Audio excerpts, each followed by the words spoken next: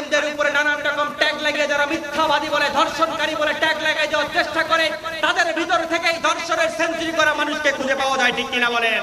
যারা আলেমদের চরিত্রের মধ্যে কলঙ্ক রোপণ করেছে, আলেমদেরকে যারা রাজাকার বলেছে, মৌলবাদ বলেছে, জঙ্গি বলেছে, তাদের দলের মধ্য থেকেই মৌলবাদ আর জঙ্গি তকমা খুঁজে পাওয়া গেছে, ঠিক কিনা বলেন? আজও যারা আগামীর জমিনের মধ্যে কোরআন প্রতিষ্ঠার মানুষদেরকে বাধা দান করবে, ইসলামের মানুষদেরকে বাধা দান করবে, ইসলামী আন্দোলনের মানুষদেরকে প্রত্যেক পদে পদে যারা বাধা দান করে তাদের উপরে কালিমা লোপন করার চেষ্টা করবে, এই সমস্ত মানুষদের উপরেই তাদের ভিতর থেকেই আমরা মুসা আলাইহিস সালামের সময়কার মতো করে এদের ভিতর থেকেই আমরা সেই মানুষগুলিকে দেখতে পাবো, ঠিক কিনা বলেন? আগামীর বাংলাদেশ গড়ার জন্য আমাদেরকে একটাই শপথ নিতে হবে, আগামীর বাংলাদেশ হবে কোরআনের বাংলাদেশ, আগামীর বাংলাদেশ ইসলামের বাংলাদেশ, আগামীর বাংলাদেশ ইসলামী আন্দোলনের বাংলাদেশ। এই ইসলামী আন্দোলনের বাংলাদেশ গড়ার জন্য যদি আমাদেরকে আবার ময়দানে আসতে হয়, ময়দানে এসে যদি ঝাঁপিয়ে পড়ে নিজের জীবনকে দিতে হয়, সেই সময়ের জন্য রাজি আছেন কারা কারা? হাত তুলে একটু আল্লাহকে দেখান।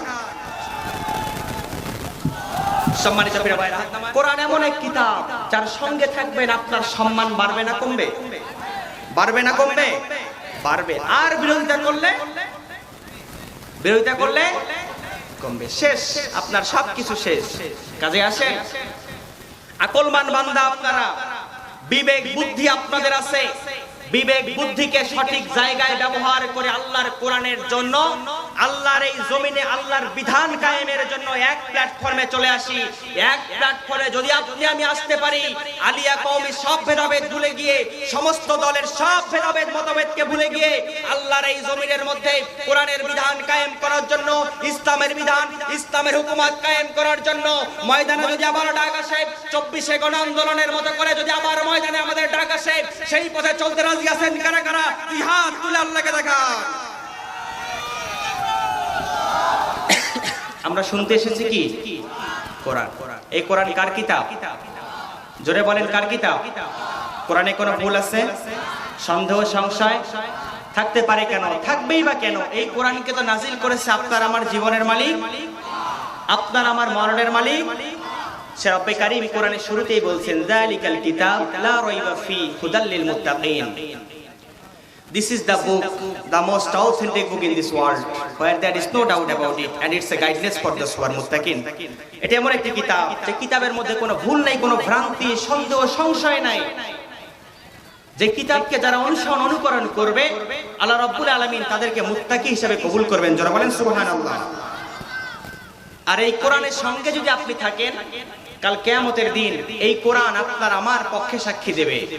আর কোরআনের বিপক্ষে থাকলে কোরআন আপনার আমার বিপক্ষে গিয়ে সাক্ষী দেবে।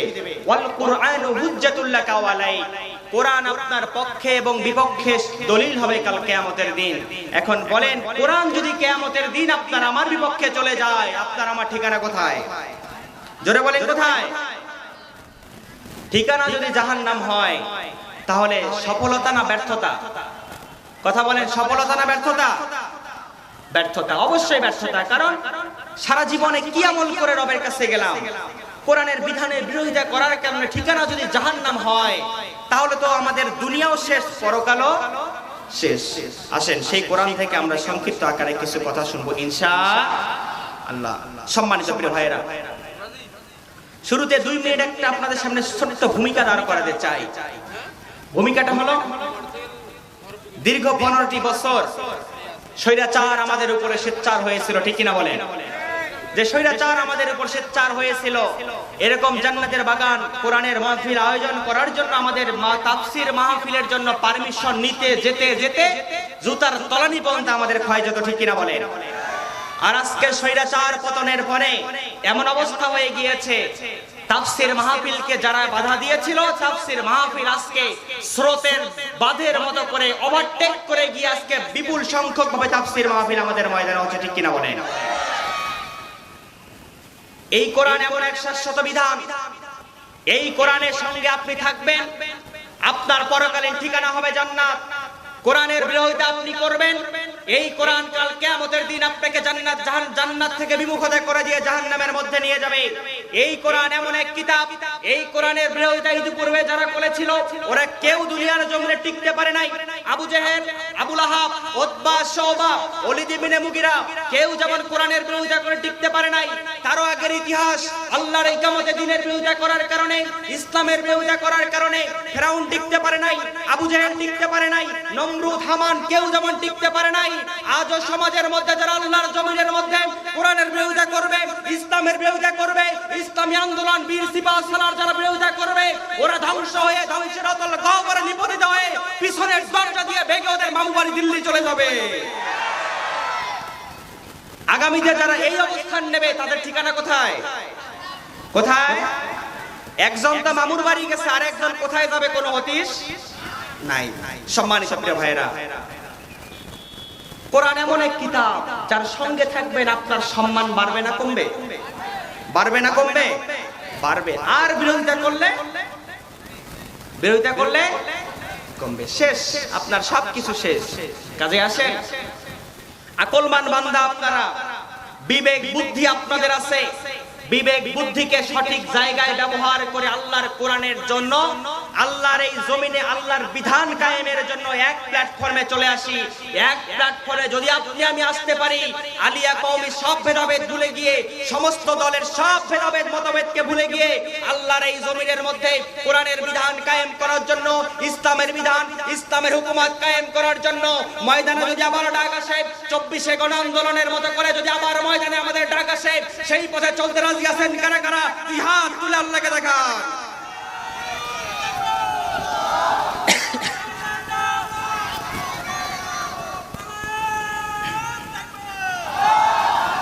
আল্লাহ আমাদের সকলকে কবুল করে, জোরে বলেন আমিন। সম্মানিত প্রিয় ভাইরা, আমরা কোরআন শুনতে এসেছি, আসেন কোরআন থেকে পয়েন্ট টু পয়েন্ট আকারে সংক্ষিপ্ত কিছু কথা হবে ইনশাআল্লাহ। আসেন, শুরুতে একটা বিষয় আপনি আমি জেনে নেই। এই কোরআন আপনার আমার জীবনের জন্য নাজিল হয়েছে আপনাকে আমাকে সঠিক পথের দিশা দেওয়ার জন্য। আর সঠিক পথের দিশা আপনি আমি তখনই পাবো যদি কোরআনকে আপনার জীবনের বন্ধু হিসেবে আমরা গ্রহণ করতে পারি, ঠিক কিনা বলেন? আল্লাহ রাব্বুল আলামিন বলেন, তাহা মা আনজালনা আলাইকাল কুরআনা লিতাশকা। আল্লাহু আকবার বলেন। আল্লাহ পাক বলেন তাহা হরফে মুকাত্তাত, আল্লাহু আ'লাম বিমুরাদ, এর অর্থ আল্লাহ এবং আল্লাহর রাসূলই ভালো জানেন। মা আনজালনা আলাইকাল কিতাব, আমি কিতাব নবী আপনার উপরে নাজিল করেছি। মা আনজালনা আলাইকাল কুরআন, এই কুরআন আপনার উপরে নাজিল করেছি লিতাশকা, আপনার জীবনের ভাগ্যকে পরিবর্তন করার জন্য। সুবহানাল্লাহ বলেন। কোরআন এসেছে তার মানে আমাদের জীবনের ভাগ্য পরিবর্তন করার জন্য। তার মানে এখান থেকে প্রতীয়মান এটা হয়ে যায় কোরআন আপনার আমার জীবনের জন্য নাজিল হয়েছে আপনার আমার ভাগ্যকে পরিবর্তন করার জন্য। আপনার আমার ভাগ্যকে যদি পরিবর্তন করতে চাই, তার মানে কোরআনের সঙ্গে আপনাকে আমাকে থাকা লাগবে কিনা? কথা বলেন না, লাগবে কিনা? কোরআনের সঙ্গে যদি আপনাকে আমাকে থাকা লাগে, তার মানে এই কোরআনের বিধানকে যদি আপনি আমি নিজের জীবনের জন্য মানতে পারি, তাহলে আপনার আমার জন্য আল্লাহ রাব্বুল আলামিন আপনার আমার পরকালীন জীবনটা সহজ করে দিবেন। সুবহানাল্লাহ বলতে কষ্ট হয়। আপনারা কৃপণ চেনেন? কৃপণ চেনেন না? কিপটা, হার কিপটা চেনেন নাই? লাগবে হে, হার কিপটা কি রকম? এক বড় লোক, তার শরীরের মধ্যে রক্ত প্রয়োজন, এবি নেগেটিভ কিংবা এমন রেয়ার রক্ত যে রক্তটা খুঁজে পাওয়া যায় না সহজে। সেই রক্তটা যখন খুঁজে পেল, দেখতে পেল এক গরিব মানুষ দিন খেটে সে খেতে পায় না ঠিক মতো, সপ্তাহে ভাত এক বেলা খেলে 3 বেলা না খেয়ে থাকে। এই কৃপণকে যখন খুঁজে পেল, তুলে নিয়ে আসা হলো লোকজন দিয়ে। আসার পরে লাভ কি? বললো তোমাকে রক্ত দিতে হবে। বলে আমি জীবনে রক্ত দিব না, খাইতে পারি না ঠিক মতো, রক্ত দিব কিভাবে? এই কৃপণকে যখন বললো তোমাকে রক্ত দিতে হবে, জোর করে যখন এক ব্যাগ রক্ত বের করলো, মালিক তখন রক্ত নেওয়া শেষে 10,000 টাকার একটা চেক হাতে ধরিয়ে দিল। কৃপণ চিন্তা করলো, আরে এক ব্যাগ রক্ত দিলে যদি 10,000 পাওয়া যায়, তাহলে আমি আরো 3 ব্যাগ দিব। এভাবে তখন যে 3 ব্যাগ রক্ত দিয়ে দিল। এখন বলেন তার শরীরে রক্ত আছে না শেষ? শেষ। মালিক তাকে 30,000 টাকার চেক দিয়ে দিল, চলে গেল। বলে যে এক ব্যাগের বিনিময়ে যদি 10,000 পাওয়া যায়, 3 ব্যাগে যদি 30,000 হয়, তাহলে আমি আবার রক্ত দেবো। আপনার যখন প্রয়োজন তখনই আমাকে ডাক দিবেন। মূলত লোকটা ছিল কৃপণ। লোকটা কি? কৃপণ। 1 মাস 3 মাস পরে যখন আবার রক্ত লাগার সময় হয়ে গেল, লোকটি ডাক দিয়ে নিয়ে আসলো, ভাই আসো রক্ত দিতে হবে। স্বেচ্ছায় বেচারা বুক খুলে নাচতে নাচতে চলে আসলো রক্ত দেওয়ার জন্য। 1 ব্যাগ রক্ত দেওয়ার পরে মালিক যখন তাকে 10 টাকার নোট দিল, 3টা 2 টাকার নোট ছিঁড়া, তাও আবার 2টা 2 টাকার নোট বাজারে কোনো মতে চলবে কিনা সেটা সেও জানে না। টাকাটা হাতে নিয়ে সঙ্গে তখন বলল, ফাজলামি করো মিয়া, এর আগে 1 ব্যাগের বিনিময়ে 10,000 দিলা, আর এখন 1 ব্যাগ নিয়ে 10 টাকা দাও, তাও 10 ছিঁড়া টাকার নোট। মালিক তখন বলে, আমি আগে ছিলাম ধনী, আগে ছিলাম বড়লোক, কিন্তু তোমার কৃপণের রক্ত আমার শরীরে যখন ঢুকেছে আমার মনটাও কৃপণ হয়ে গেছে, আমার তোমাকে দেওয়ার মানসিকতাটাও কৃপণ হয়ে গেছে। কাজেই কোরআনের কথা শোনার পরে মুখ দিয়ে জবান দিয়ে আওয়াজ বের হবে না যাদের, সোজা কথায় বুঝে নিতে হবে এরা হলো বোবা শয়তান। অতীত জামানায় যেমন আবু জেহেল আবু লাহাবের রক্ত বর্তমান সময়ে যাদের শরীরের মধ্যে প্রবাহিত আছে, যারা ইসলামের বিরোধিতা করে, কোরআনের বিরোধিতা করে, ব্লাড টেস্ট করলে দেখতে পারবেন তাদের শরীরের মধ্যে রক্ত আবু জেহেল ফিরাউনদের রক্ত, ঠিক কিনা বলেন? এই অবস্থা যদি তাদের হয়, সেই বোবা শয়তানের রক্ত আপনাদের ভিতরে আছে কিনা এটা আমি বলতে পারবো না। কাজেই একটু জোরে বলেন সুবহানাল্লাহ। কিয়ামতের দিন আমল কম থাকলে আল্লাহ পাক এই জিকিরগুলোর কারণে আপনার উপর দয়া এবং করুণা করে আপনাকে জান্নাতের ফয়সালা দিয়ে দিবেন। সম্মানিত প্রিয় ভাইরা আমার, লিতাশক শব্দের ব্যাখ্যা মুফাসসির কেরামগণ এই লিতাশক শব্দের ব্যাখ্যার মধ্যে লিখেছেন, এই কোরআন নবী তোমাদের উপরে তোমাদের জীবনের অভাবকে দূর করে দিবে, তোমাদের ভাগ্যকে পরিবর্তন করে দিবে। এখন বলেন তো দেখি, কোরআন যদি আপনার আমার ভাগ্য পরিবর্তন করে দেয়, তাহলে এই কোরআনের সঙ্গে থেকে এই কোরআনের বিধান এই জমিনের মধ্যে কায়েম করার দরকার আছে না নাই? এই কোরআনের বিধান যদি কায়েম করার দরকার হয়, এই কোরআন দিয়ে পরিবার চলবে, সমাজ চলবে, এলাকা চলবে, রাষ্ট্র চলবে। এই কোরআন দিয়ে আমরা আগামীর সংসদ গঠন করতে চাই, এই কোরআন দিয়ে আমরা আগামীর বাংলাদেশ গড়তে চাই। আগামীর বাংলাদেশ আমরা বিনির্মাণ করার জন্য আমরা সব শাসন দেখেছি, আমরা আরেকটিবারের জন্য আল্লাহর কোরআন দিয়ে খলিফা ওমরের মতো করে এই বাংলার ভূখণ্ড চালাতে চাই। আল্লাহর নবী সাল্লাল্লাহু আলাইহি ওয়াসাল্লাম মক্কা থেকে হিজরত করে মদিনায় চলে যাচ্ছেন। যাওয়ার সময় আল্লাহর নবী সাল্লাল্লাহু আলাইহি ওয়াসাল্লাম মাতৃভূমির দিকে বারবার পিছন ফিরে তাকায় আর আল্লাহর কাছে দোয়া করে, ওয়াকুন রাব্বি আদখিলনি মুদখালা সিদকিন ওয়া আখরিজনি মুদখালা সিদকিন ওয়াজআলনি মিন লাদুনকা সুলতানান নাসিরা। আল্লাহ রাব্বুল আলামিনের কাছে দোয়া করে, আয় রব্বে কারীম, ইয়া আল্লাহ, কল্যাণের সাথে আমাকে তুমি মদিনার জমিনে প্রবেশ করাও, আবার কল্যাণ নিয়ে তুমি বের করাইও, এবং আল্লাহ পাক আপনি আমার জন্য একটি সুলতান আর নাসির, তার মানে আপনি আমাকে সাহায্যকারী দান করুন। তার মানে আল্লাহর নবী আল্লাহর কাছে চাইলেন নির্বাহী আদেশ, তার মানে ক্ষমতা। কি চাইলেন? কি চাইলেন? ক্ষমতা। আল্লাহর নবী আল্লাহর কাছে যখন নির্বাহী আদেশ চাইলেন, ক্ষমতা চাইলেন, এই ক্ষমতার আদেশ চাওয়ার কারণে আল্লাহর নবী সাল্লাল্লাহু আলাইহি ওয়াসাল্লাম মদিনার জমিনের মধ্যে এমন একটা রাষ্ট্র ব্যবস্থা গঠন করলো, যে রাষ্ট্র ব্যবস্থার মধ্যে সুদ নাই, অন্যায় নাই, অবিচার নাই, জুলুম নাই, রাহাজানি নাই, রাত্রেবেলা নারীরা ঘর থেকে বের হয়ে যায়, তারপরও তাদের কোনো নিরাপত্তা দেওয়া লাগে এমন একটা সমাজ গঠন করলেন। খায়রুল কুরুনি করনি সুম্মাল্লাযিনা ইয়ালুনাহুম, যেমন একটি সমাজ গঠন করলেন, এমন একটা রাষ্ট্র গঠন করলেন, যেই রাষ্ট্রের মানুষ, প্রত্যেকটা মানুষ সোনালী সমাজে পরিণত হয়ে গিয়েছিল। আজও যদি সেই কোরআন প্রতিষ্ঠার জন্য, সেই রাষ্ট্র কায়েম করার জন্য সেই সোনালী যুগকে ফিরে আনা আমাদের প্রয়োজন হয়, এখন বলেন তো দেখি আমাদের কোরআনের সঙ্গে থাকার দরকার আছে না নাই? আরো জোরে বলেন না, আছে না নাই? বাংলাদেশে যদি আবার আগামীর জমিনের মধ্যে খেলাফত প্রতিষ্ঠার ডাক আসে, কোরআন প্রতিষ্ঠার ডাক আসে, ইসলাম প্রতিষ্ঠার ডাক আসে, ইসলামী আন্দোলনের সিপাহ সালার নেতৃত্বে যদি আমাদেরকে ময়দানে আসার ডাক আসে, সেই পথের মধ্যে চলতে গেলে নেতার আনুগত্য করার জন্য সামি'না ওয়া আতা'না, তাদের আনুগত্য শোনা মাত্রই মানতে রাজি আছেন কারা কারা? দুই হাত তুলে আল্লাহকে দেখান।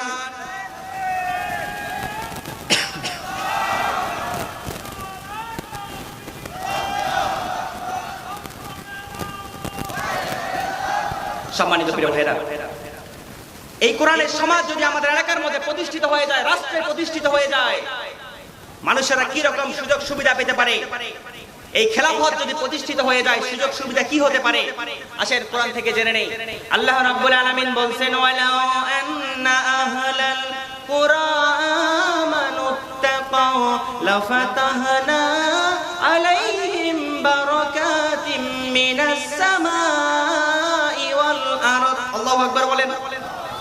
আল্লাহ তাআলা বলছেন, তোমরা যদি কোরআন দিয়ে এলাকা, সমাজ, রাষ্ট্রকে পরিচালনা করতে চাও, ও বান্দা, শর্ত দুইটা, ঈমান, তাকওয়া এবং কোরআন, এই দুইটার ভিত্তিতে যদি সমাজ এবং রাষ্ট্র পরিচালনা করো, আমি রব্বে কারীম ঘোষণা দিয়ে দিলাম, তোমাদের জন্য আসমান আর জমিনের রহমতের দরজাগুলো খুলে দেব। আরো জোরে বলেন না সুবহানাল্লাহ। রহমতের দরজা কিভাবে খুলবে? রাষ্ট্রপ্রধান যদি তাগুতি শক্তির অনুসরণ অনুকরণ করে, বাতিল শক্তির অনুসরণ অনুকরণ করে, সেই দেশে রহমত আসার কোনো সুযোগ নাই, ঠিক কিনা বলেন? যে ইমানুয়েল ম্যাক্রো ফ্রান্সের মধ্যে আমার রাসূলকে কটূক্তি করা হয়েছিল, রাসূলের ব্যঙ্গাত্মক চিত্র প্রদর্শন করেছিল ফ্রান্সে, তৎকালীন সেই সময়ের মধ্যে যে ইমানুয়েল ম্যাক্রোর সঙ্গে গালে গাল লেগে যে নিজের স্বার্থ হাসিল করতে পারে, এই রাষ্ট্রপ্রধানের দ্বারা আমাদের দেশে আল্লাহর রহমত আসার প্রশ্নই আসতে পারে না, ঠিক কিনা বলেন? সময়ের ব্যবধানে, কালের বিবর্তনের কারণে তাদের অবস্থা এমন হয়ে গিয়েছে, পরনের শাড়িটাও তারা নিয়ে যেতে ঠিক মতো পারে নাই। 45 মিনিটের আলটিমেটাম পেয়ে দুপুরে রান্না করা ভাতটাও তারা খেয়ে মামু বাড়ি যেতে পারে নাই। 3.5 ঘন্টা বিমান আকাশে উড়েছে, এরপর মামুও জায়গা দেয় নাই, বহুত কাহিনী করে তারপর মামু তার ঘরে জায়গা দিল।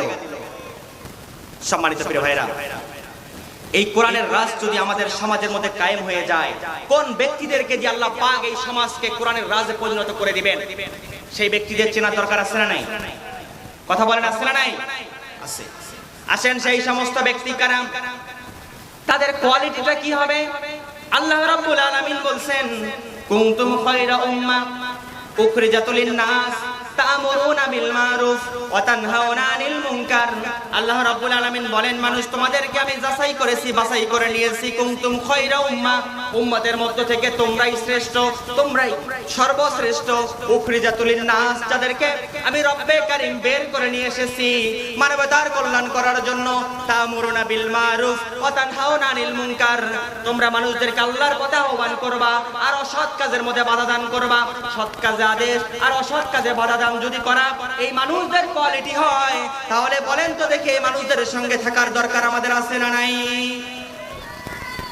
সৎ কাজে আদেশ, অসৎ কাজে বাধা প্রদান যারাই করবে, এরাই হচ্ছে আগামীর জমিনের মধ্যে খলিফা ওমরের ভূমিকা পালন করবে, ঠিক কিনা বলেন? কুনতুম খায়রা উম্মাহ, উম্মতের মধ্যে তোমরাই শ্রেষ্ঠ। আর এই শ্রেষ্ঠ জাতি হয় যারা কোরআনের পক্ষে থাকতে গিয়ে আমৃত্যু কারাদণ্ড বরণ করে। তারা এই শ্রেষ্ঠ জাতি হয় যারা কোরআনের পক্ষে থাকতে গিয়ে মানবতার জীবন যাপন করে, আয়না ঘরে জীবন যাপন করে। তারা কোরআনের পক্ষে থাকে যারা, শ্রেষ্ঠ মানুষ হয় যারা এদেরকে নির্বিচারে হত্যা করে। গোটা দুনিয়ার জমিনের মধ্যে সবচেয়ে নৃশংস হত্যাকাণ্ডের বর্ণনা তাদেরকে দিয়ে এই জমিনে দেখানো হয়, ঠিক কিনা বলেন? কোরআনের ধারক বাহক হওয়ার কারণে, জালিম হওয়ার কারণে কি পরিমাণ জালিম তারা হয়ে গিয়েছে চিন্তা করে দেখেন। হাস্যোজ্জ্বল একটা মানুষকে কারাগার থেকে বের করে নিয়ে আসার পরে সেই মানুষটাকে ক্লিনিক্যাল ডেথের মাধ্যমে পৃথিবী থেকে বিদায় করে দিয়েছে ইনজেকশন পুশের মাধ্যমে। এতটুকু পরিমাণ আমরা বলতে পারি, সাহস যদি থাকতো ফাঁসিতে ঝুলে মারতেন, আমরা দেখতাম আপনারা কত দুর্ভাবের বেডি, ঠিক কিনা বলেন? সাহস যদি থাকতো আপনারা ভিতরে শেষ করে লাশটাকে বের করে দিতেন, আপনারা দেখতাম আপনাদের বুকের সাহস কতটুকু আছে। এটা করতে পারেন নাই, নাটকীয়তার মাধ্যমে কোরআনের পাখিকে ইনজেকশন পুশ করে পৃথিবী থেকে বিদায় করে দিয়েছেন, ঠিক কিনা বলেন? এটার মাধ্যমে প্রমাণ এটাই করে, চরম দুঃসাহসিকতা, চরম লেভেলের আপনাদের বুকের মধ্যে সেই ভীতি কাজ করে।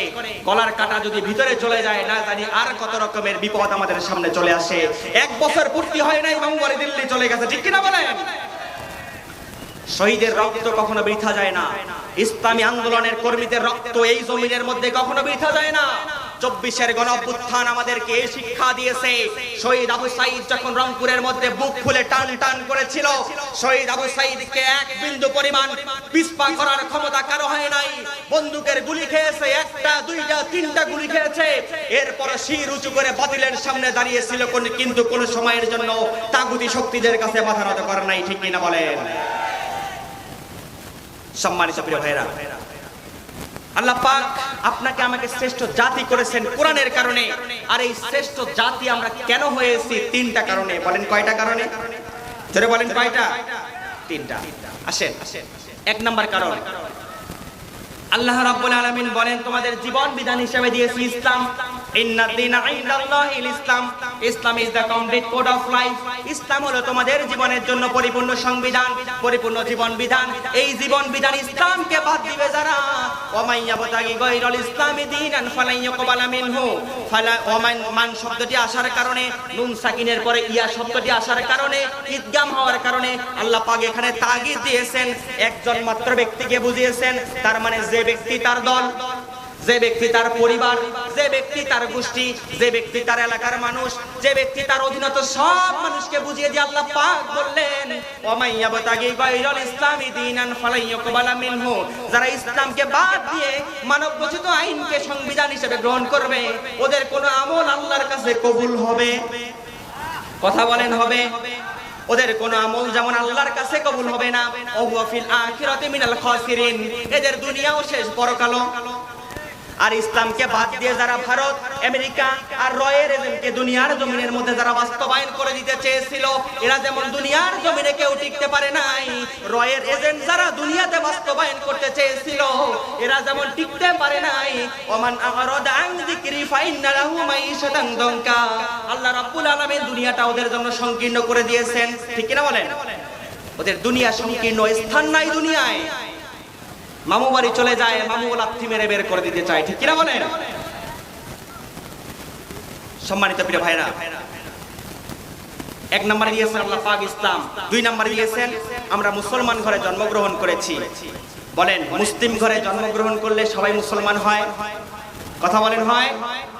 মুসলিম ঘরে জন্মগ্রহণ করলে সবাই মুসলমান হয় না। গরুর পেটে জন্ম নিলে সেটা গরুই বের হয়, মুরগির পেটে যেটা জন্ম নেয় সেটা মুরগিই বের হয়, ছাগলের পেটে যেটা জন্ম নেয় সেটা ছাগলই বের হয়।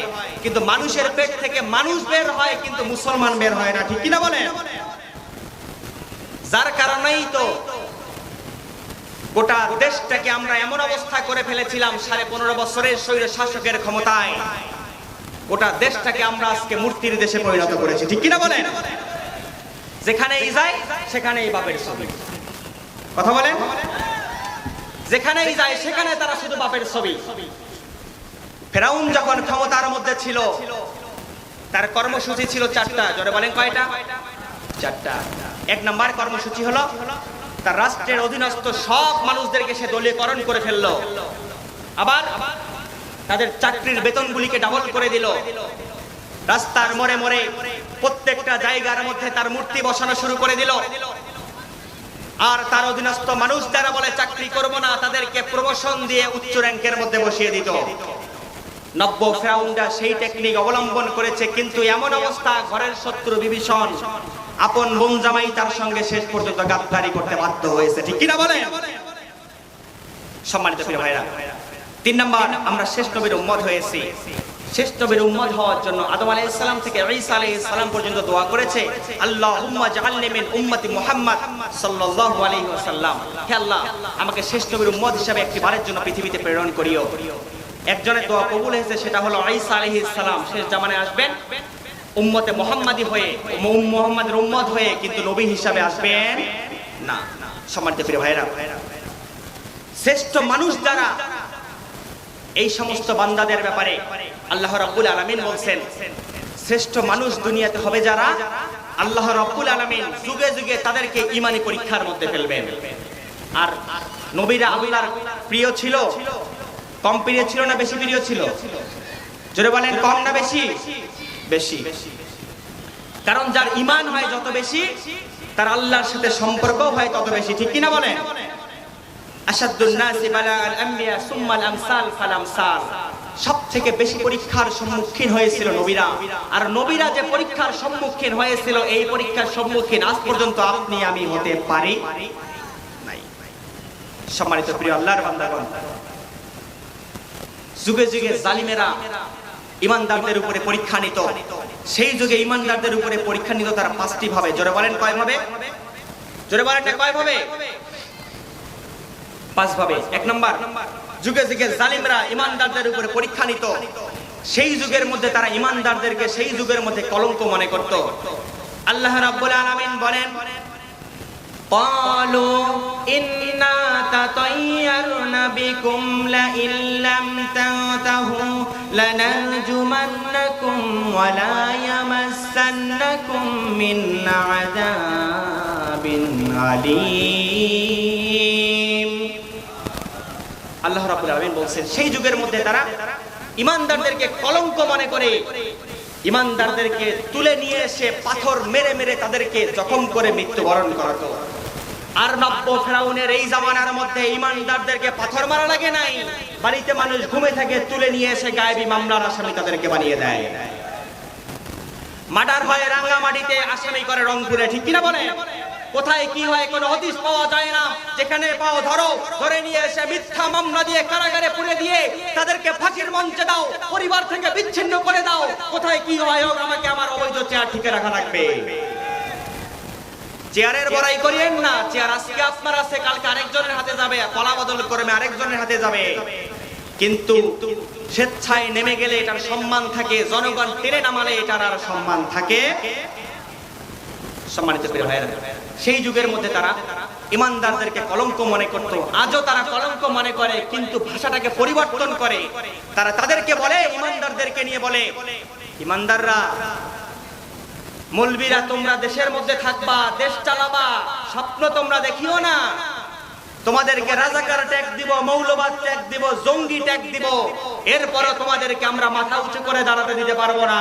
এই চিন্তা যারা যত করেছে, এই জমিনের মধ্যে টিকতে পারে নাই, আলেমদের উপরে মিথ্যা ধর্ষণের মামলা তারা দিয়েছে, তাদের দলের মধ্য থেকেই জাহাঙ্গীরনগর বিশ্ববিদ্যালয়ে জসিমউদ্দিন মানিককে ধর্ষণের সেঞ্চুরি করে তাকে বুক খুলে মিষ্টি বিতরণ করতে খুঁজে পাওয়া যায়। কোরআন দিয়ে যদি আজকে আমরা বিচার ফয়সালা করতে পারতাম, জসিমউদ্দিন মানিকের ধর্ষণের মামলার বিচার আমরা এই বাংলায় পেতাম, ঠিক কিনা বলেন? কোরআন দিয়ে যদি বিচার ফয়সালা করতে পারতাম, বুয়েটের মেধাবী ছাত্র আবরার ফাহাদকে নৃশংসভাবে হত্যাকাণ্ড এই জমিনে আমরা দেখতে পেতাম না। কোরআন দিয়ে বিচার ফয়সালা করলে নুসরাতকে আগুন দিয়ে পুড়ে মারার মতো নৃশংস হত্যাকাণ্ড আমরা চোখের সামনে দেখতে পেতাম না। কোরআন দিয়ে বিচার ফয়সালা করলে তনু হত্যার বিচার আমরা এই বাংলার ভূখণ্ডে পেতাম, ঠিক কিনা বলেন? আজকে থেকে 1 মাস কিংবা 25 দিন আগের ঘটনা, 67 বছরের মহিলাকে ধর্ষণ করেছে জানোয়ারগুলি। কোরআন দিয়ে বিচার ফয়সালা করলে এদের বিচার আমরা এই বাংলায় পেতাম, ঠিক কিনা বলেন? কোরআন দিয়ে বিচার ফয়সালা করলে 90% মুসলমানের দেশের মধ্যে ইসলামের সৈনিকদেরকে যারা ফাঁসির মঞ্চে দিয়েছে বিনা বিচারে, তাদের বিচার আমরা এই বাংলার ভূখণ্ডে পেতাম, ঠিক কিনা বলেন? কোরআন দিয়ে বিচার ফয়সালা করলে শহীদ মতিউর রহমান নিজামীকে যারা হত্যা করেছে, তাদের হত্যার বিচার আমরা এই বাংলার ভূখণ্ডে পেতাম, ঠিক কিনা বলেন? কোরআন দিয়ে বিচার ফয়সালা করলে আলী আহসান মুজাহিদকে যারা হত্যা করেছে, তাদের বিচার আমরা এই বাংলায় পেতাম। কোরআন দিয়ে বিচার ফয়সালা করলে আল্লামা সাইদিকে যারা হত্যা করেছে, তাদের হত্যার বিচার আমরা এই বাংলায় পেতাম, ঠিক কিনা বলেন? আগামীর সরকার যেই ক্ষমতায় আসবে, আমাদের একটাই আহ্বান, আর যাই হোক ইসলামী আন্দোলনের নেতাদেরকে যারা নিরাপরাধে নিবৃত্তে নিয়ে গিয়ে ফাঁসির মঞ্চে ঝুলিয়েছে, তাদের বিচার আমরা বাংলার জমিনে দেখতে চাই। কারা কারা দেখতে চান? দুই হাত তুলে আল্লাহকে দেখান।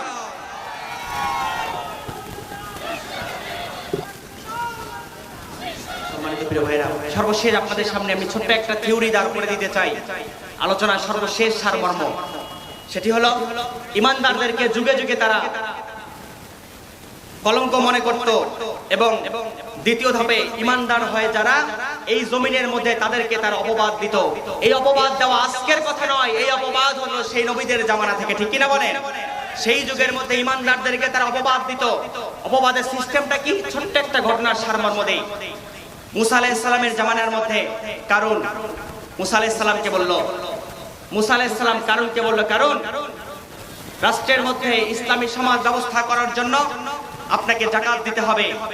যাকাত ব্যবস্থার কথা যখন কারুনকে বলল, কারুন তখন বলল, মুসা, নিজের অর্জিত সম্পদ কেন আমি যাকাত দিতে যাব?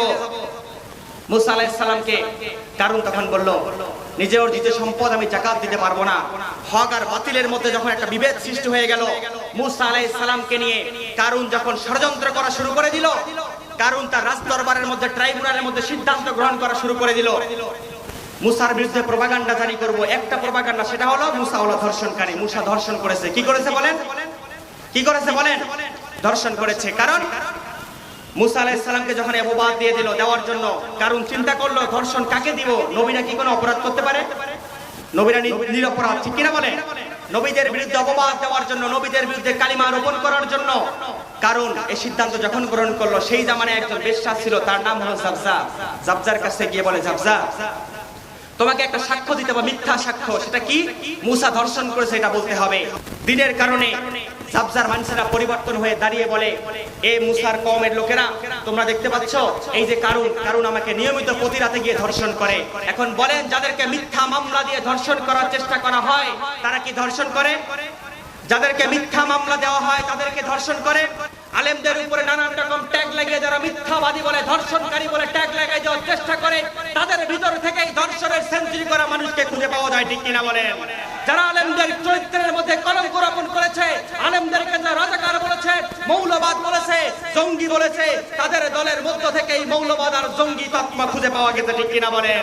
আজও যারা আগামীর জমিনের মধ্যে কোরআন প্রতিষ্ঠার মানুষদেরকে বাধাদান করবে, ইসলামের মানুষদেরকে বাধাদান করবে, ইসলামী আন্দোলনের মানুষদেরকে প্রত্যেক পদে পদে যারা বাধাদান করে তাদের উপরে কালিমা রোপণ করার চেষ্টা করবে, এই সমস্ত মানুষদের উপরেই, তাদের ভিতর থেকেই আমরা মুসা আলাইহিস সালামের সময়কার মতো করে এদের ভিতর থেকেই আমরা সেই মানুষগুলিকে দেখতে পাবো, ঠিক কিনা বলেন?